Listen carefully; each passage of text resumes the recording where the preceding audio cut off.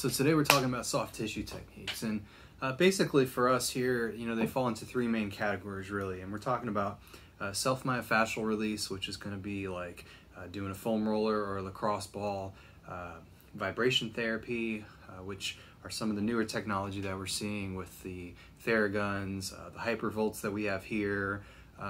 Some of them even combine them into the foam rollers, so Hyperice makes foam rollers and trigger point balls as well. So those would be all forms of vibration therapy. And then finally, manual soft tissue techniques that we use on the physical therapy side.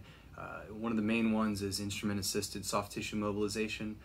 So those are really, for me, the three kind of main categories that go into soft tissue care. And so, they all really work for the purpose of decreasing soreness, decreasing pain in the muscles and tendons, to improve range of motion, and ultimately allow for more effective training. For the dosage, about how long should you foam roll, or how long should you use a Theragun, or how long should you do the scraping or the instrument-assisted soft tissue mobilization. There's no real guidelines or consensus on them. However, I'll give my own recommendations later on when I show you guys some techniques. So for the science behind how they work and why they work, there basically are different theories as to what they do. So those theories one of them is called the blood flow theory. The other one is the gate control theory for pain. There's also the trigger point theory, or the trigger point model. There's the mechanoreceptor theory. There's the connective tissue remodeling theory. And then finally, there's just the placebo effect that occurs from a manual input onto the skin. It's that tactile feedback. And I'm going to go over all those in a minute.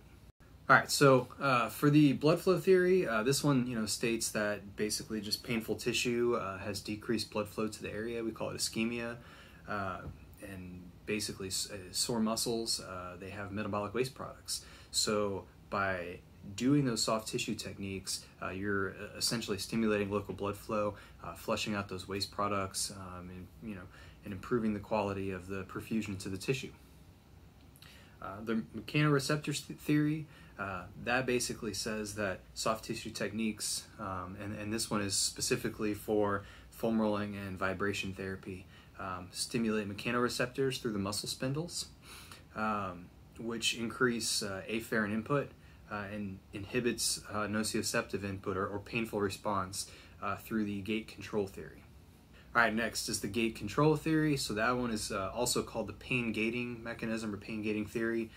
That one is basically saying that the non-painful stimulus, such as foam rolling or vibration therapy, increases sensory input to the brain via alpha and beta nerve fibers, which then decreases input from the painful delta and C-type nerve fibers through signaling of inhibitory neurons. Essentially, you're distracting the brain from feeling pain. Next is the trigger point theory. The trigger point theory basically says that there's hot spots within a muscle that can radiate pain, and compression of this tissue through self-myofascial release or instrument-assisted soft tissue mobilization can facilitate tissue relaxation. Next is the connective tissue remodeling theory. This one basically says that after like a big injury or soft tissue injury, the tissue repairs itself with specifically with fibroblasts and lays down disorganized collagen and fibrotic scar tissue. So with some of these soft tissue techniques, specifically instrument-assisted soft tissue mobilization, that's been shown to improve collagen synthesis and the collagen organization, specifically geared towards tendons following injury. All right, so I'm going to go over some quick techniques for how to foam roll, how to use a trigger point ball, and then how to use one of these vibration guns. I already talked a little bit about application, about dosage, So really I'm just going to kind of go over some quick techniques. This is not meant to be comprehensive. I'm not going to show you every single muscle group. I'm going to give you an idea of mainly just kind of what the setup looks like, and then you guys can kind of explore around on different muscle groups to kind of, you know, feel it out for yourselves. So if I want to hit my quads, this is really the technique that I'm doing. And again, I'm using my body weight to kind of leverage into the foam roller. And you can go up and down across the muscle, or you can just hold a tense spot. If I want to hit my hamstrings, again, I'm leveraging my body weight.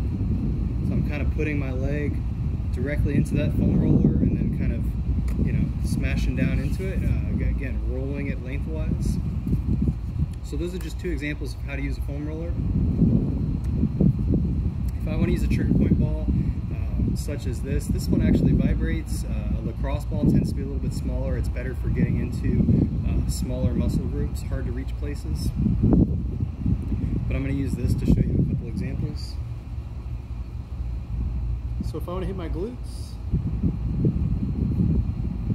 put this off to the side, and then I'm kind of rolling back and forth.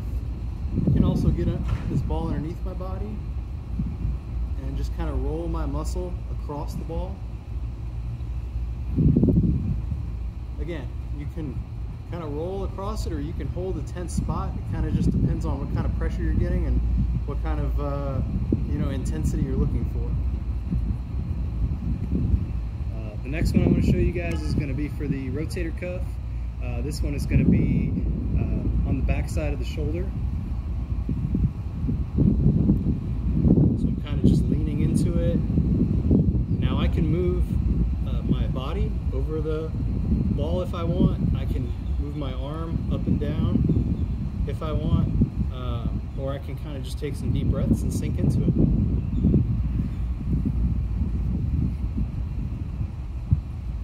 And then the last thing I'm going to show you is the Hypervolt, the vibration gun.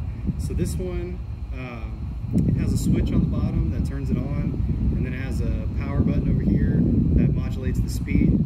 It also has sensors that show you how much pressure you're putting down into the tissue, which is nice because, again, it allows you to kind of decide and see, you know, how much you can tolerate. So this one's good for, you know, smaller, hard to reach spaces, or also muscles that you can't leverage very well on the floor. So I like this for the calves. I like this for, you know, the biceps, triceps, also the pec.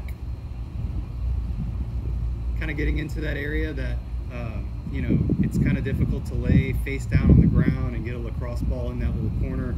So using this, you know, vibrating gun is kind of helpful for that.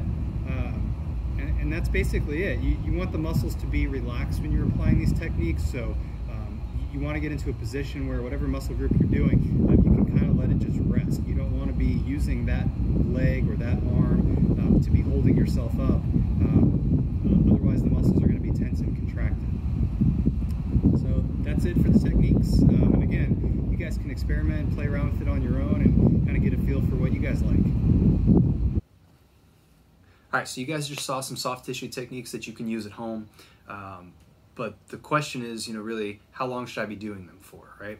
And so we need to understand the intent of these techniques, which really the goal is to reduce tension and facilitate tissue relaxation. This means we need to reach the pain or pressure threshold at which this occurs. So just like stretching, a tight muscle doesn't feel good during the stretch.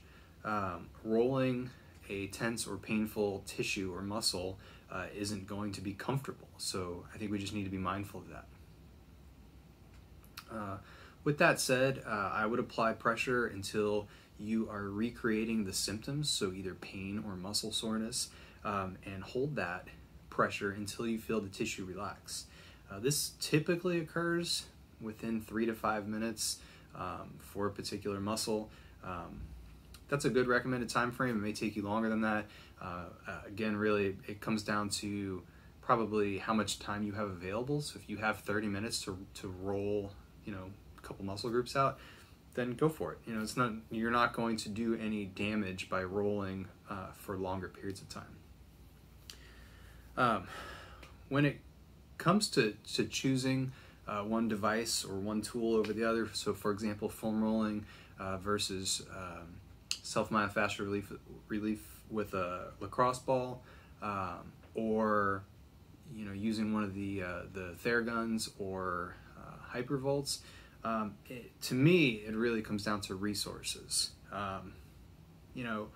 Typically any kind of massage or instrument assisted soft tissue mobilization, that requires a licensed professional, which again is going to require time and money, and in some cases you need a diagnosis to be seen or treated for it.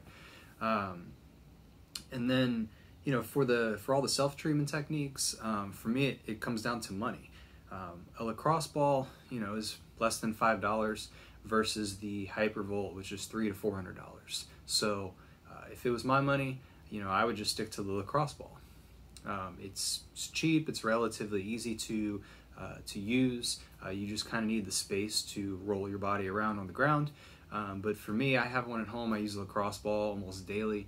It's very effective at getting the job done. However, there are some hard to reach spots with a lacrosse ball.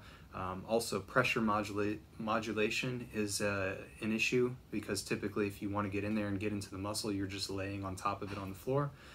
So that's where those guns, such as the Theragun or the hypervolt, that's where they come into play, and that's where they can be advantageous.